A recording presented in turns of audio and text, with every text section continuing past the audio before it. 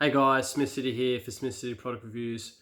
I'm back with a beer I've already reviewed, Karma Oatmeal Stout by Hop Nation Brewing Company. I'm just going to review it a little bit differently. It came in my beer cartel pack and I reviewed it in my Brew K pack. So I'm just going to get into a glass and re-review it and we'll just see how we go.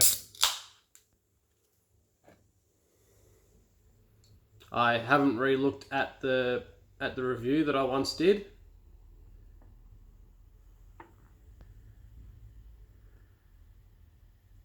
I think this is pouring a little bit different, but that's because I think I tipped the can upside down a little bit and I did a bit more of a vigorous pour. So, 3-finger head there, quite a dark looking head. Haven't looked at the rating of what I rated it the first time. I'm just going to give my honest review of how I experienced it the second time around. So I'll have a bit of a sniff.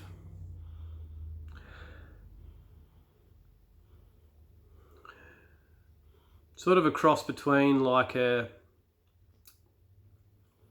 cocoa or like cacao and chocolate aroma.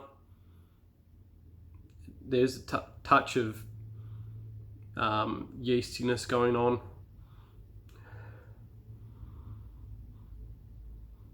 Touch of vanilla, caramel.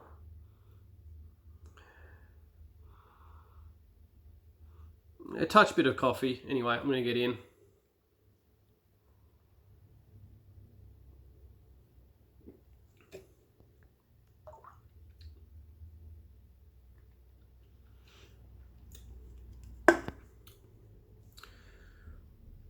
So this back end, I'm getting more of the cacao. It almost tastes like the smell of raw cocoa powder.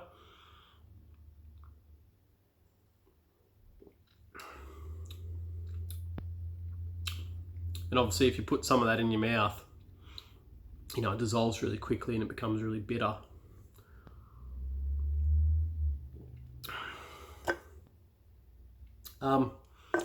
It still has a pretty thin mouthfeel, and I think that's what I sort of critiqued it on the last time I tried it.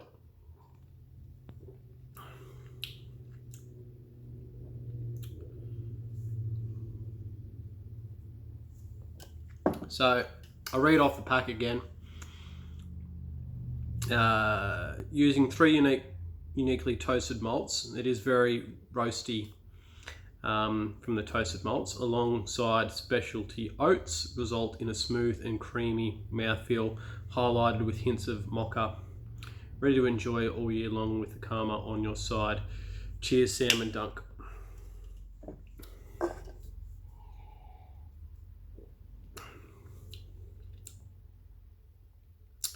I'm going to say it's definitely smooth, but I'm going to sort of make the point that it's definitely not creamy.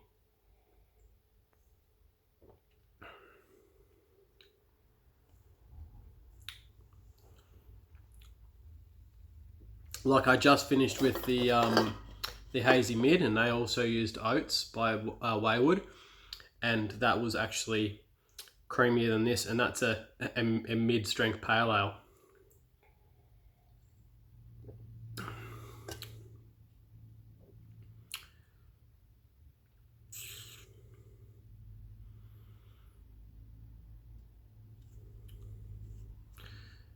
To be honest, with its 5% ABV, and it is quite hot today, this is actually more of a sessionable stout.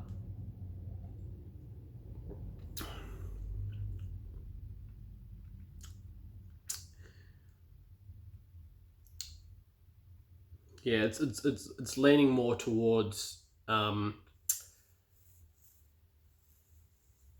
you know, a standard mouthfeel than a medium mouthfeel. But it's a good beer outright. I think they just, if they could get rid of that creamy creamy mouthfeel.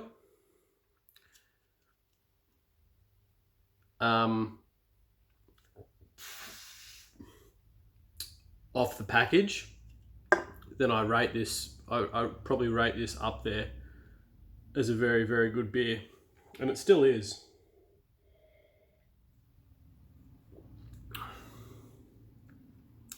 Talk about drinkability. It is a very, very drinkable stout. Really drinkable stout. Which you can't look. Some stouts are quite heavy, and they are. I don't think dense is the right word, but they can be one where you're not drinking a lot of, especially like on a summer's day, which we are here in Melbourne, Victoria. But you definitely could polish plenty of these off in one sitting. I am enjoying this more than I did the first time I reviewed it. I am getting more of those elements of the flavour profile of this beer through my experience, so that's good. And it is going down, I think, a hell of a lot better than what it was the first time I drank it.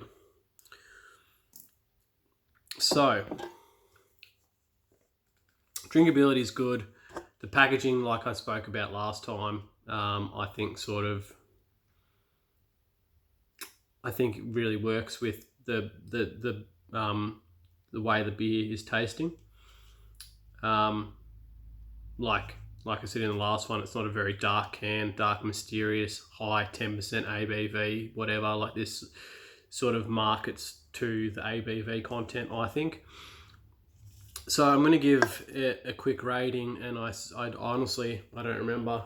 Sometimes I don't even remember what rating I gave a previous beer that I reviewed not that long ago. I'm going to give this stout, I'm going to give it a 9. I think if they took the word creamy mouthfeel, and they just said smooth, results in a smooth taste or a smooth finish, I'd probably give it a 9.5, but it is a good beer. That's just me getting a little bit picky and technical. But when you've got numbers to give and ratings to give, companies are going to want to know why you didn't give them a 10, or why you gave them a 7, or why you only gave them an 8, or why you gave them a 4. So anyway, guys, I'm going to catch you on the next. Cheers, and I'll see you later.